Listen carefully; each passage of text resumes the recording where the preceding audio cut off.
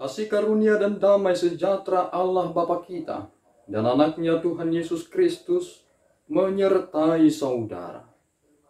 Amin. Shalom, saudara-saudara yang terkasih di dalam nama Tuhan Yesus Kristus. Senang bisa menyapa saudara di tempat saudara berada hari ini. Dalam dimensi yang berbeda tetapi dalam dunia yang sama.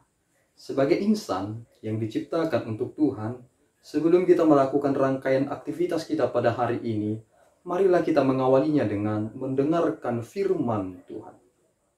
Shalom, selamat pagi buat kita semuanya. Ayat harian untuk kita pada hari ini yang tertulis pada Wahyu 22 ayat 20. Ia yang memberi kesaksian tentang semuanya ini berfirman, "Ya, aku datang segera. Amin. Datanglah Tuhan Yesus." Saudara-saudari yang terkasih di dalam nama Tuhan Yesus Kristus, penantian kita kepada Yesus Kristus bukan lagi penantian akan kelahirannya secara fisik. Kelahiran Tuhan Yesus sudah terjadi 2000 tahun yang lalu. Tetapi kita kini menanti-nantikan kedatangannya sebagai Dia yang ditinggikan dan yang akan memerintah dalam kerajaannya. Saudaraku yang terkasih, Ia yang memberi kesaksian tentang semuanya ini berfirman, "Ya, aku akan datang segera." Pengertian kata datang segera bukanlah suatu pengertian yang dapat diprediksikan. Segera bisa 20 tahun, 30 tahun, dan itu tidak pernah bisa kita ukur berapa lama waktunya ia akan datang. Sama seperti penantian bangsa Israel tentang Yesus yang akan lahir itu. Mereka menanti-nanti, tetapi tidak tahu persis kapan ia akan lahir. Meskipun telah disampaikan bahwa sang bayi itu akan lahir di Bethlehem lewat ucapan yang sangat terkenal, "Wahai Bethlehem Efratah, engkau yang terkecil, tetapi daripadamu lah akan bangkit seorang pemimpin." Oleh karena itu saudaraku yang terkasih, apa yang harus kita persiapkan dalam penantian ini? Ternyata firman Tuhan membantu kita untuk mengerti kehidupan ini lewat nats kita yang kita akan bahas pada hari ini.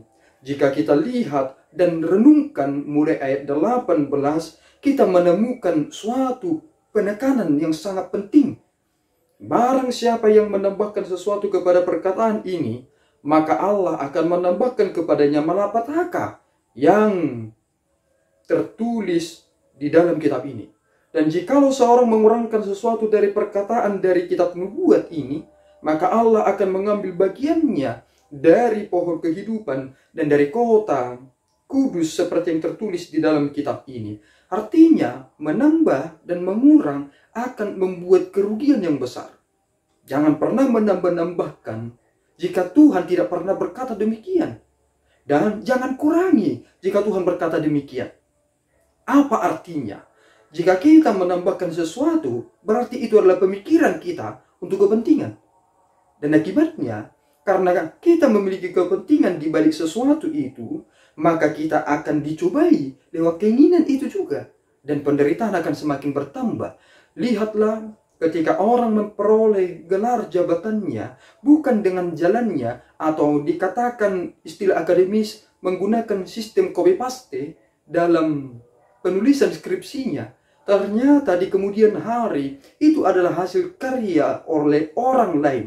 Ternyata dimanipulasi oleh seseorang dengan menggantikan namanya seolah-olah itu karyanya adalah milik, tetapi adalah milik orang lain.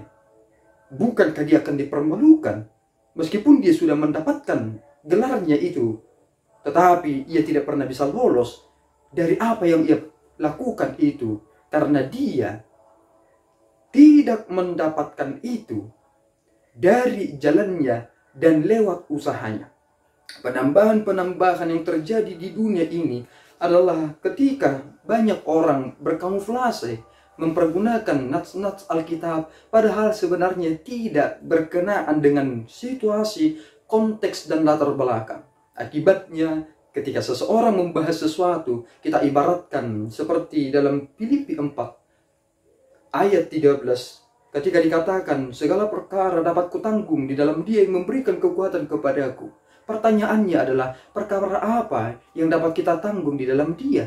Padahal sebenarnya nats itu membahas tentang konsep tentang uang, bukan konsep tentang kekuatan fisik atau kekuatan daging, tetapi malahan mempergunakan sesuatu dan mendayagunakan apa yang diperoleh. Itulah pengertiannya.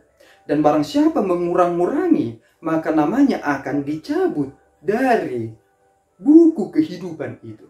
Oleh karena itu saudaraku, hiduplah dalam prinsip firman Tuhan. Bukan menambah, bukan mengurangi, karena Dia akan datang segera. Dan ketika Dia sudah datang, maka segala sesuatunya akan menjadi pertanggungjawaban yang utuh di hadapannya. Kita harus berkata sekarang, ya datanglah segera, sebab kami telah menanti-nantikan kedatangan-Mu, seperti bangsa Israel yang menanti-nantikan Sang Mesias yang sudah dinubuatkan para nabi-nabi. Beratus-ratus tahun mereka menunggu, dan mereka telah menerima kenyataan itu, meskipun banyak di antara mereka menolak apa yang mereka telah lihat. Mengapa? Karena mereka memasukkan pikiran mereka, itu juga penambahan. Dan mereka mengurang juga apa esensi kedatangan Yesus Kristus dalam hakikatnya, dan itu juga mengurangi. Dan akibatnya, barang siapa yang menolak Yesus Kristus karena penambahan pengertian dari dirinya, sehingga ia menolak Yesus Kristus itu, bukankah dia akan menderita? Dan ketika dia sudah beragama, ternyata dia mengurang-ngurangi, bukankah namanya akan dicabut dari buku kehidupan itu? Kita menanti kedatangannya, persiapkan jalan bagi Dia, dan hati kita adalah yang terbaik untuk menyambut Dia yang akan datang. Tuhan Yesus memberkati. Kita berdoa. Ya Allah Tuhan kami bersyukur atas anugerah-Mu yang memelihara hidup kami. Tuhan, kami telah menanti-nanti kedatangan-Mu dengan mempertanggungjawabkan segala sesuatu sesuai dengan prinsip yang Tuhan telah beri. Ajar kami Tuhan, supaya tetap setia dalam segala perkara, sehingga kedatangan-Mu nanti akan menjadi kebahagiaan bagi kami, karena kami bertindak baik, benar, sesuai dengan kehendak Bapa. Ampunkan kami Bapa akan kekurangan kami. Dalam Yesus kami berdoa dan mengucap syukur. Anugerah Tuhan kita Yesus Kristus, kasih setia Allah Bapa, dan persekutuan Roh Kudus menyertai saudara. Amin. Tuhan Yesus memberkati.